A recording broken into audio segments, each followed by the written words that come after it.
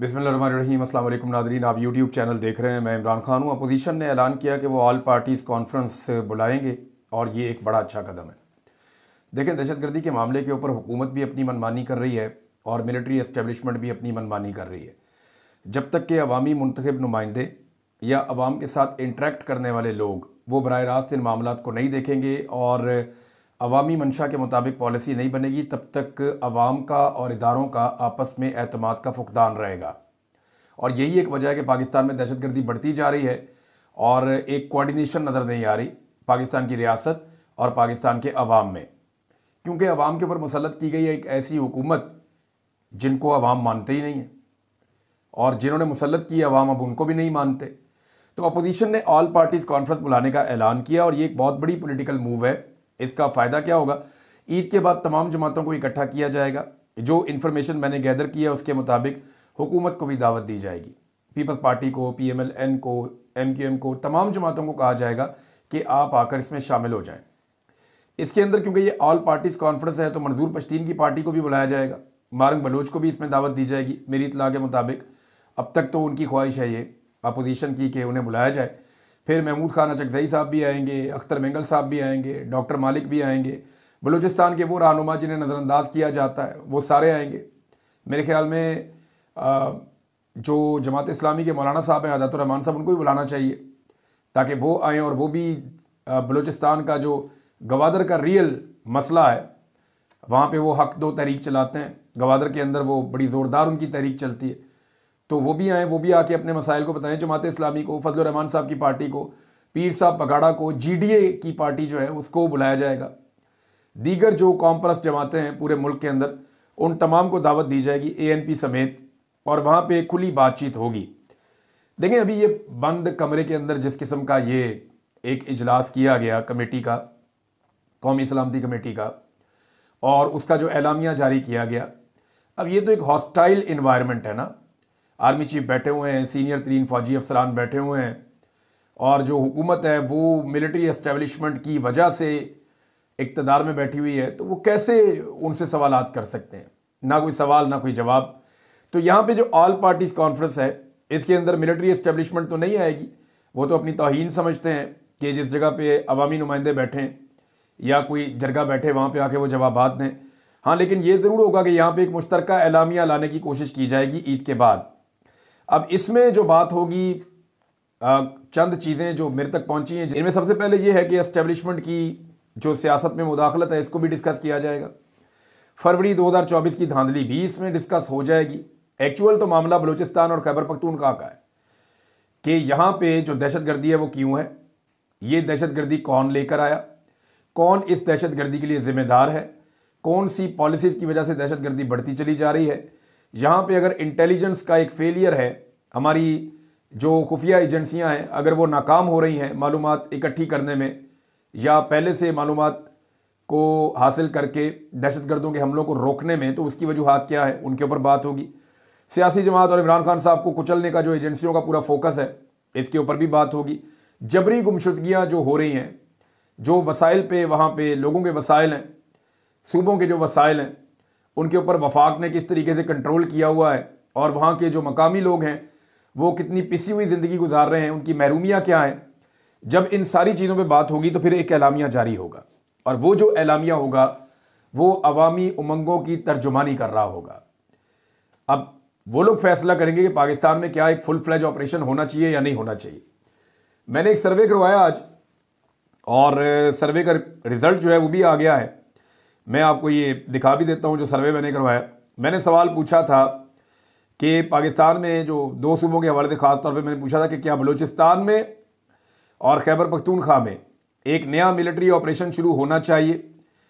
तो 91% लोगों ने, 91% पाकिस्तानियों ने 13,376 वोट पड़े हैं और 91% पाकिस्तानियों ने यह कहा कि नहीं, कोई ऑपरेशन नहीं होना चाहिए, जबकि 9% पाकिस्तानियों ने कहा जी कि हाँ ऑपरेशन होना चाहिए। तो ये तो एक इमरान खान साहब जिस तरफ खड़े होते हैं, मैं आपको पहले ही ये कह चुका हूँ कि पाकिस्तान की अक्सरियत उस तरफ खड़ी हो जाती है। अगर आपने ऑपरेशन करना है या कोई चीज़ करनी है तो आपको इमरान खान से इजाज़त लेनी पड़ेगी, उनके साथ डिस्कस करना पड़ेगा। फिर वो जब इसको कायल हो जाएंगे और वो कोई बात करेंगे तो पाकिस्तानी फिर इमरान खान के साथ खड़े हो जाएंगे। तो इमरान खान ने बोला कि ऑपरेशन नहीं होना चाहिए, तो यहाँ 91% पाकिस्तानी जो हैं वो कह रहे हैं ऑपरेशन नहीं होना चाहिए। मिलिट्री ऑपरेशन, इमरान खान साहब का स्टेटमेंट भी आया रात को कि ये किसी मसले का हल नहीं होता, आपको सियासी हल तलाश करने पड़ते हैं, अल्टीमेटली आपको टेबल पर ही बैठना पड़ता है। दहशतगर्दी की मजम्मत करना, उसे कुचलना, उसके खिलाफ कानूनी कार्रवाई करना, ये बहुत ज़रूरी है। मुसल्ला अफराद को गैर मुसल्ला करना और जराइम पेशा अफराद को कंट्रोल करना, ये भी बहुत ज़रूरी है। लेकिन बेशतर मसाइल जो हैं वो कबायली मसाइल हैं, बेशतर मसाइल जो हैं वो मसलकी मसाइल भी हैं, बेशतर मसाइल जो हैं वो महरूमियों के मसाइल भी हैं, सियासी मसाइल भी हैं। जब आप इन सारी चीज़ों को इकट्ठा करते हैं तो आपको एक पूरी दहशतगर्दी की पिक्चर नज़र आती है। लेकिन जब आप इन्हें अलग अलग करके देखते हैं तो फिर आपको पॉलिटिकल हैंडलिंग इन सब चीज़ों की करनी पड़ेगी और साथ में रियासत को अपनी रिट भी कायम करनी पड़ेगी। तो अपोजिशन की ऑल पार्टीज कॉन्फ्रेंस ही असल जो है वो इशू को सामने लेकर आएगी, असल चीज़ों को हाईलाइट करेगी और मेरे ख्याल में कोशिश की जाएगी एस्टेब्लिशमेंट की तरफ से भी और हुकूमत की तरफ से भी कि अपोजिशन की ऑल पार्टीज कॉन्फ्रेंस जो है इसको नाकाम बनाया जाए। लेकिन ईद के बाद ये ऐलान किया गया है। अच्छा जी, मियाँ नवाज शरीफ साहब को दावत दी गई थी कि आपने कौमी सलामती कमेटी का जो इजलास हो रहा है इसमें आपने शिरकत करनी है। अब मियाँ नवाज शरीफ साहब जो है ना वो बिला वजह नाराज दविंदर बने हुए हैं, यानी वो दविंदर बने हुए हैं कि मैं जनाब नाराज हूँ, एक दुखी आत्मा है उनके अंदर कि जनाब मुझे लंदन से बुलाकर मुझे इतना प्रोटोकॉल दिया गया, मेरे से वादे किए गए और फिर मुझे आपने वजीर आजम नहीं बनाया चौथी मरतबा।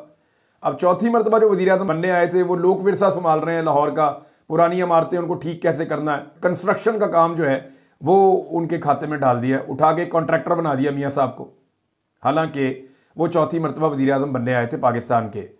मियाँ नवाज शरीफ साहब सख्त नाराजगी जो है वो जाहिर करते हैं, लेकिन एस्टेब्लिशमेंट ये कहती है कि आप कैसे नाराज हो सकते हैं, भाई आपका वजीर आजम है, बेटी आपकी वजीर आला है, जाली सीट आपको हमने दिलवाई हुई है, यास्मीन राशिद ने आपको लेंथों के साथ इलेक्शन में धूल चटाई है, इसके बावजूद हमने वो सीट आपको दे दी और यास्मीन राशिद साहबा को आपकी ख्वाहिश पे कैंसर की पेशेंट होने के बावजूद जेल में रखा हुआ है। तो मियाँ नवाज शरीफ साहब जो है ना वो अपनी दुखी आत्मा लेकर फिर रहे हैं और वो अपोजिशन का रोल भी प्ले करना चाहते हैं, हुकूमत का भी प्ले करना चाहते हैं। मियाँ साहब को कहा गया था कि आपने इस इजलास में शिरकत करनी है, 3 दफ़ा के वज़ीर आज़म है, एक अहमियत है उनकी, लेकिन मियाँ साहब वही नाराज़गी, मियाँ साहब नहीं आए। इसके ऊपर जो अर्दली हुकूमत है उसकी टका के बेइज्जती हुई है। ये मैं आपको खबर दे रहा हूँ, मुझे 2 सहाफ़ियों ने ये खबर उन्होंने कहा जी इमरान साहब हम तो रिपोर्ट नहीं कर सकते, लेकिन आपको पक्की बात बता रहे हैं कि अर्दली हुकूमत की टका के बेइज्जती हुई है एस्टेब्लिशमेंट की तरफ से कि नवाज शरीफ को हमने इलेक्शन जितवाया, वजीर आजम आपका, वजीर आला आपकी, जाली मैंडेट के साथ आपको लाकर बैठा दिया है, अब किस बात की नाराजगी है भाई? वो अभी हमें ज़रूरत थी उनकी, उन्हें आना चाहिए था कौमी सलामती कमेटी के इजलास में, लेकिन मियाँ साहब गए नहीं। और ये मियाँ साहब बड़े समझदार हैं, वो क्यों नहीं गए? ये जो दुखी आत्मा बनने का वो एक नाटक करते हैं, वो क्यों करते हैं ये मैं आपको बताता हूँ। वजह यह है कि मियाँ साहब किसी भी एलामिया का बोझ मजीद उठाना नहीं चाहते, वो पहले ही बहुत बदनाम हो चुके हैं। मियाँ साहब ये तो चाहते हैं कि ऑपरेशन हों पाकिस्तान के अंदर, क्योंकि ऑपरेशन होंगे, हालात ख़राब होंगे तो पाकिस्तान इलेक्शन से दूर जाएगा, और मियाँ साहब इस वक्त पाकिस्तान में इलेक्शन नहीं चाहते। लेकिन मियाँ साहब किसी भी ऑपरेशन का बोझ भी नहीं उठाना चाहते। किसी एक बयानिए का या एस्टेब्लिशमेंट जो भी करना चाहती है, मियाँ साहब एस्टेब्लिशमेंट के किसी भी बयानिए का या उनके किसी भी फैसले का बोझ भी नहीं उठाना चाहते और बेनिफिशरी बनकर भी रहना चाहते हैं। अब हुआ यह है कि इन्होंने एक बयानिया तैयार किया हुआ है नवाज शरीफ साहब ने और उनके साथियों ने, वो ये है कि जब ये सारा वक्त गुजर जाएगा तो हम कहेंगे जी नवाज शरीफ साहब का जानबूझकर रास्ता रोका गया था, और हमेशा से जो लोग ये खेल खेलते हैं उन्होंने नवाज शरीफ के साथ खेल खेला था और नवाज शरीफ के भाई को फंसा लिया और हमें पंजाब दे दिया, बेयारो मददगार छोड़ दिया, हमारे पास इख्तियार कोई था नहीं, लिहाजा मियाँ नवाज शरीफ साहब को दीवार से लगाकर पाकिस्तान का बेड़ा गर्क कर दिया गया। ये बयानियाँ भी अक्सर जो है वो जावेद लतीफ़ साहब सुनाते भी हैं, इसीलिए उन्हें कोई ओहदा नहीं मिला। लेकिन ये मियाँ नवाज शरीफ साहब ने जाना इसी रास्ते पे, ये सबको पता है कि अल्टीमेटली उन्होंने वहाँ जाना है और वो झूठी मूठी की नाराज़गी जो है वो शो करते रहते हैं। अब अर्दली हुकूमत की जब टका के बेइज्जती हुई तो उसके बाद फिर एक प्रेस कॉन्फ्रेंस की गई जिसमें बताया गया कि जी मियाँ साहब तो बीमार हैं और बीमार होने की वजह से अल्लाह ताला मियाँ साहब को सेहत अता फरमाए, बीमार होने की वजह से मियाँ साहब नहीं आए। अच्छा, इसमें एक फुटेज भी आई है जहाँ पे मरियम नवाज साहिबा जा रही हैं उम्रे पे और वहाँ मियाँ नवाज शरीफ साहब के साथ डॉक्टर अदनान खड़े हैं। मतलब डॉक्टर अदनान जो है ना, इनको अवार्ड मिलना चाहिए जितना इन्होंने शरीफ खानदान की खिदमत की है। कि जो फुटेज आई है ना उसमें डॉक्टर अदनान साहब ने स्टेथोस्कोप पहना हुआ है जैसे वो किसी वार्ड में घूम रहे हैं या किसी अस्पताल के अंदर घूम रहे हैं, बजाय वो फुटेज को देख के लगता है कि उन्होंने वो गले में वो डॉक्टर वाला जो आला होता है ना, कान से लगाते हैं, मरीज को चेक करते हैं, वो पहना हुआ है और मियाँ साहब के साथ वो खड़े हुए हैं। तो ऐसा दिखाई देता है कि शायद मियाँ साहब बड़ी इमरजेंसी में है, खुदा ना खास्ता कुछ भी हो सकता है और मियाँ साहब को फ़ौरन चेकअप की ज़रूरत पड़ सकती है। तो ये फुटेज भी जारी की गई जिससे साबित हो कि मियाँ साहब बीमार, और दूसरा ये कहा भी गया कि मियाँ साहब क्योंकि बीमार थे इसलिए वो इस मीटिंग में नहीं आए। लेकिन एस्टेब्लिशमेंट ने नाराज़गी का इजहार किया कि नहीं जी ये कोई बात नहीं है और ये हमारे साथ मियाँ साहब ज़्यादती कर रहे हैं। मियाँ साहब को लगता है कि मियाँ साहब के साथ ज़्यादती हुई है और मियाँ साहब इसके ऊपर एक बयानिया बनाने का इरादा भी रखते हैं। अब नाज़रीन, जो असल भूंचाल आया हुआ है ना, वो अहमद नूरानी साहब की स्टोरी से आया हुआ है। इस स्टोरी के अंदर ना 4 कैरेक्टर्स हैं टोटल, अगर आप देखें 4 इसके हिस्से हैं। एक जो है वो आर्मी चीफ की कज़न है, उनके बारे में कहा गया जी कि वो एक किंग की तरह, एक मलका की तरह बिहेव करती हैं और उन्हें बार बार प्रमोशन गलत तरीके से देकर, कानूनी तरीके को फॉलो किए बगैर उनको एक बहुत बड़े इदारे का CEO लगा दिया गया। ये क्लेम किया गया उस खबर के अंदर। अब इसका कोई रिबटल नहीं आया, कोई जवाब नहीं आया। दूसरा, उनके एक और रिश्तेदार हैं, उनके हवाले से खबर आई, फिर मोहसिन नकवी साहब के हवाले से, फिर उनकी साहबजादियां जो हैं उनके हवाले से आई कि उनके पास ऑफिशियल पासपोर्ट कहां से आ गए। तो इसका जवाब जो है वो ये दिया जाता है कि क्योंकि उनके दोनों के जो हस्बैंड हैं वो कोई ऑफिशियल ड्यूटी के ऊपर थे, असाइनमेंट पे थे, लिहाजा इसलिए उनको ऑफिशियल पासपोर्ट मिले तो दोनों बहनों को भी मिल गए। तो सेम डेट में कैसे मिल गए, ये भी एक बड़ा सवाल है जो पैदा होता है कि एक ही दिन में 2 अलग अलग खवातीन हैं, उनके अलग अलग शौहर हैं। और फिर अहमद नूरानी साहब ने ये दावा किया मेरे से बात करते हुए, उनका ये कहना था कि एक बेटा जो है वो दामाद वो फौज में है और दूसरा नहीं है, और उन्होंने कहा कि ये तो कागजात तो जब मर्जी जब चाहें तैयार कर सकते हैं, मेरी खबर के अंदर कोई झोल नहीं है। अच्छा, इस खबर से जान छुड़ानी थी, अक्लमंदों ने किया क्या, उन्होंने उठा के अहमद नूरानी के भाइयों को लापता कर दिया जबरी तौर पे। अब जब लापता किया जबरी तौर पे तो ये रोला बहुत बढ़ गया। BBC ने खबर चला दी, कई और जगहों पे खबर चल गई, इंटरनेशनल मीडिया के ऊपर खबर चल गई, पाकिस्तान के सारे सहाफ़ी जो हैं वो इसके ऊपर एहतजाज करना शुरू हो गए, आवाज़ उठाना शुरू हो गए। तो जब जब इस पर आवाज़ उठ रही थी तो वो स्टोरी अहमद नूरानी साहब की, जिसने इतना ऊपर नहीं जाना था, वो ये जो एक्ट किया गया अक्लमंदों की जानिब से, उसकी वजह से ये स्टोरी एकदम ऊपर चली गई। अब एक नया बयानिया दिया जा रहा है कि जनाब वो तो खुद ही कहीं चले गए हैं उनके दोनों भाई और खुद ही वापस आ जाएंगे। तो इससे ऐसा बज़ाहिर नज़र आ रहा है कि अहमद नूरानी साहब के भाइयों को अब छोड़ने का बंदोबस्त किया जा रहा है कि जान छुड़ाओ, इस मामले से इसको डाउन प्ले करना है, इसको ख़त्म करना है। लेकिन ये मामला ख़त्म होगा नहीं, क्योंकि देखिए यहाँ पे अब रिस्पॉन्सिबिलिटी जो है वो जुनैद अकबर साहब की है। हुकूमत तो ऐसी जुर्रत करेगी नहीं। जुनैद अकबर साहब ने कुछ सवालात बड़े अहम उठाए हैं। यानी मिसाल के तौर पे पब्लिक अकाउंट कमेटी की मीटिंग में जहां जुनैद अकबर साहब पूछ रहे थे कि 1947 से लेकर अब तक का तोशाखाना का रिकॉर्ड दिया जाए, वहां पे उन्होंने एक सवाल उठाया कि फौजी अफसरान को जो बैरून मुल्क से तहाइफ मिलते हैं वो कहाँ जाते हैं। उनके इस सवाल के बाद सबको सांप सूंघ गए, सारे चुप कर गए।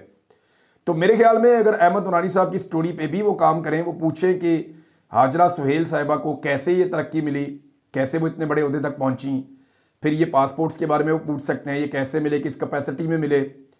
फिर वो ये पूछ सकते हैं कि जनाब ये बताया जाए कि जो एक और रिश्तेदार हैं या मोहसिन नकवी हैं, इनके ऊपर इतनी नवाजिशात और अनायात, इनके पीछे कहानी क्या है। तो ये सवालात तो उठा सकते हैं। जुनैद अकबर साहब क्योंकि पब्लिक अकाउंट कमेटी के चेयरमैन है तो वो ये बात कर सकते हैं। अच्छा, ये स्टोरी निकलने के पीछे ना एक शक का इजहार ये किया जा रहा है कि ये कुछ अंदर से भी मामलात हो रहे हैं।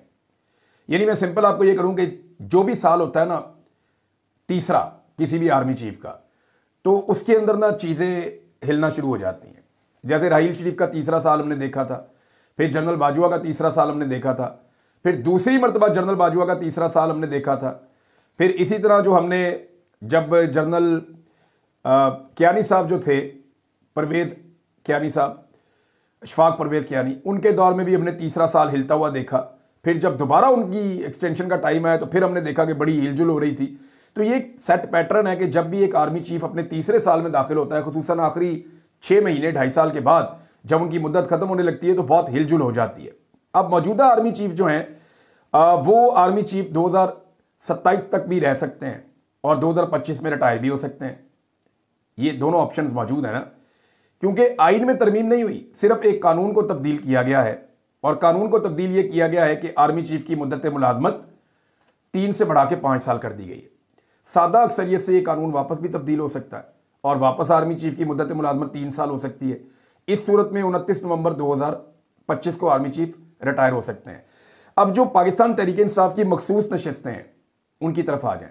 वो मखसूस नशिस्तें सुप्रीम कोर्ट ऑफ पाकिस्तान के वाज़े हुक्म के बावजूद पाकिस्तान तहरीक इंसाफ को सिर्फ इसलिए नहीं दी जा रही कि इन केस अगर किसी भी वक्त पाकिस्तान पीपल्स पार्टी हाथ से निकल जाती है या कोई और इत्तेहादी हाथ से निकल जाता है और वो कानून को वापस तब्दील करने की कोशिश करता है, तो ये मखसूस नशिस्तें फौरी तौर पे हुकूमत को दे दी जाएंगी।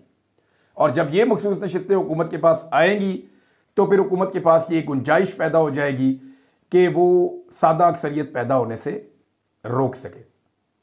बात आई आपको समझ? ये गेम हो रहा है। यानी पीपल्स पार्टी तब तक कभी भी आज़ाद होकर कोई फैसला नहीं कर सकती, खुलकर कोई बात नहीं कर सकती, जब तक कि पाकिस्तान तहरीक इंसाफ को उनकी मखसूस नशिस्तें नहीं मिल जाती। तब तक पीपल्स पार्टी गेम के अंदर है ही नहीं। पीपल्स पार्टी भी ये बात जानती है कि अगर पीटीआई को उनकी मखसूस नशिस्तें मिल गई तो फिर हुकूमत को ब्लैकमेल किया जा सकता है, एस्टेब्लिशमेंट को ब्लैकमेल किया जा सकता है कि हमारे पास ये ताकत आ जाएगी कि हम जब चाहेंगे पीटीआई के साथ मिलकर कानून तब्दील कर देंगे और आर्मी चीफ की मुद्दत मुलाजमत 5 साल से वापस 3 साल हो जाएगी। तो अब आपको ये बात सारी समझ आ गई। ये तीसरा साल है, तो तीसरे साल में जो है वो चीज़ें ऊपर नीचे होती हैं। कुछ लोग कह रहे हैं कि शायद मामला यहीं पे ख़त्म हो जाएगा, कुछ लोग कह रहे हैं नहीं आर्मी चीफ 5 साल पूरा करेंगे।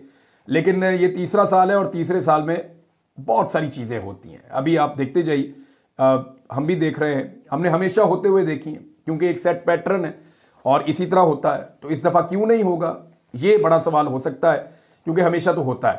नाज़रीन, ये सरकारी वसाइल के ऊपर और प्रोटोकॉल के ऊपर उम्रे पे रवाना हुए हैं शहबाज शरीफ और मरियम नवाज़।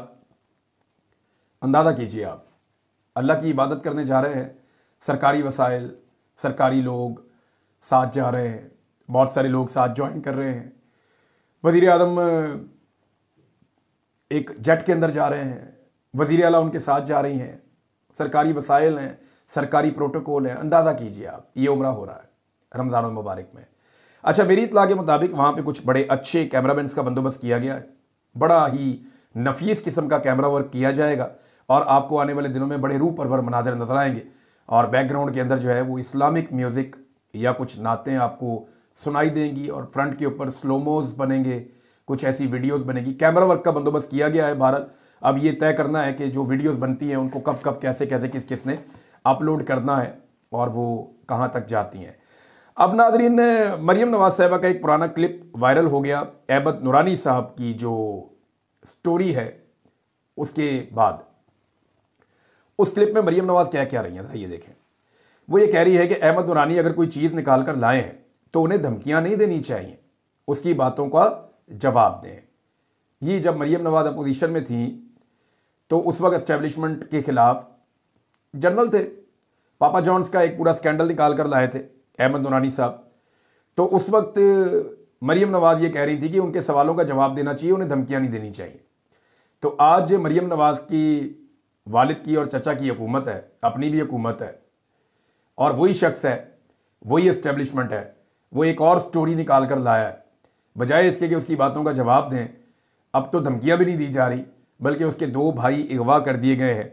उनकी वालदा का स्टेटमेंट मैं पढ़ रहा था, मुझे बड़ी तकलीफ़ हो रही थी। उनकी वालदा ये कह रही थी कि सब जानते हैं कौन ये बच्चे अगवा करता है, पूरा पाकिस्तान जानता है कि बच्चों को उठाकर कौन ले जाता है। अल्लाह ताला हमारे साथ है, किसी से कोई उम्मीद नहीं है। इस उम्र के अंदर उनकी वालदा परेशान है। उन्होंने अदालत के अंदर केस किया है और ये पता चला है कि उनका केस नहीं लगाया जा रहा जानबूझकर। इसकी 2 वजूहात हो सकती हैं, या तो ये बंदोबस्त किया जाएगा कि उनके भाइयों को छोड़ दिया जाए, या फिर कोई और बंदोबस्त किया जा रहा है, क्योंकि अदालत तो बहुत हद तक कंट्रोल कर ली गई है। इस्लामाबाद हाई कोर्ट के अंदर तो अब वो बात नहीं रही, बल्कि हाई कोर्ट के जो जज साहब हैं वो ये भी कह रहे थे, जो इमरान खान साहब का केस सुन रहे थे जज साहब, उन्होंने कहा जी मामला तो हमारे ऊपर आ गया है, आपकी तो फिक्र नहीं है, अभी तो अपनी अदालत की पड़ गई है, जो हालात इस वक्त हो गए हैं। नाज़रीन, नवाज शरीफ साहब के बेटे का जो डिफ़ॉल्ट का मामला है, ये पूरे पाकिस्तान के अंदर जंगल की आग की तरह ये खबर फैली है। सोशल मीडिया के ऊपर तरह तरह की जो है वो शरीफ ख़ानदान को तनकीद का सामना करना पड़ रहा है। और लेकिन देखें, अब उन्होंने इसका जो बयानिया दिया या इसका जो जवाब जारी किया PMLN ने, वो बहुत हैरान कुन है। वो ये कहते हैं कि ये जो टैक्स चोरी और डिफ़ॉल्टर हुआ है नवाज शरीफ का बेटा, ये जी 1 साल पहले हुआ है। यानी ये तो वो मौलवी वाली बात है ना कि मैंने 7 महीने पहले पीटीआई को बुरा भला कहा था, गालियां दी थी, आज नहीं दी। तो भाई इन 7 महीनों में आपने रुजू किया? नहीं किया। तो ये यानी मुझे समझ नहीं आती, जैसे लीडर थे वैसे ही इनके चेले सारे एक जैसे ही है कि जी 1 साल पहले डिफॉल्ट हुआ था, या ये गंद हमने उस वक्त मारा था, या ये जो फर्ज करें टैक्स चोरी है ये हमने उस वक्त की थी, आज नहीं हम कर रहे। भाई उस वक्त आपने की थी, आज खबर बाहर आई है कि आपको जुर्माना हो गया है 5.2 मिलियन पाउंड्स का, तो जुर्माना जमा करवाए जनाब। आपने टैक्स चोरी की हुई है, वहां पे भी टैक्स चोरी कर दी, पाकिस्तान के अंदर भी आपका कोई समझ नहीं आती, कोई हिसाब किताब पता नहीं चलता, कोई मनी ट्रेल आपका नहीं मिलता। नादरीन एक खबर और है, और ये बड़ी अफसोसनाक खबर है। ये हमारे एक बड़े अच्छे दोस्त, मेरे से तो बहुत सीनियर हैं, वो हाफिज़ हुसैन अहमद साहब, फजल रहमान साहब की पार्टी से इनका ताल्लुक़ है, बीच में कुछ इख्तलाफात भी होते रहे, बड़े शानदार इंसान थे, मेरा बड़ा अच्छा इनके साथ ताल्लुक़ था, बहुत सारे प्रोग्राम्स हमने इकट्ठे किए। 2 लोगों से मेरी बड़ी अच्छी दोस्ती है इस जमात में, हाफिज़ हुसैन अहमद साहब से थी और एक हाफिज़ अब्दुल्ला साहब से।